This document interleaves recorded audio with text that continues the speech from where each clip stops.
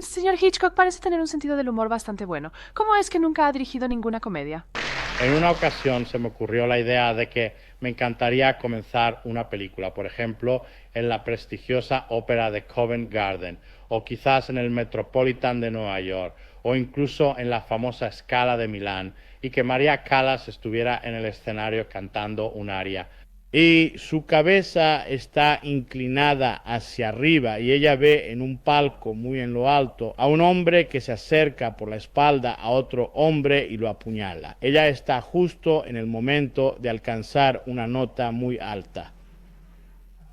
Y la nota aguda se transforma en un grito y es la nota más alta que jamás haya entonado en toda su vida, como resultado de lo cual ella recibe una ovación de pie y un aplauso atronador.